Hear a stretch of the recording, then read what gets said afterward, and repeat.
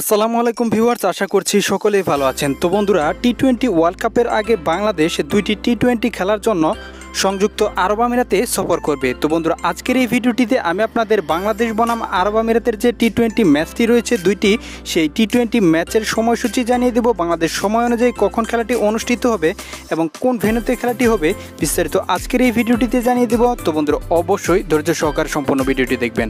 একটাই রিকোয়েস্ট থাকবে বন্ধুরা, ভিডিওটি ন্যূনতম ভালো লেগে থাকলে অবশ্যই বন্ধুরা ভিডিওটিতে একটি লাইক দিয়ে চ্যানেলটি সাবস্ক্রাইব করে দেবেন এবং কমেন্ট বক্সে জানিয়ে দেবেন এই দুইটি টি-20 ম্যাচে কোন দল জিতবে। অবশ্যই বন্ধুরা কমেন্ট বক্সে জানিয়ে দেবেন।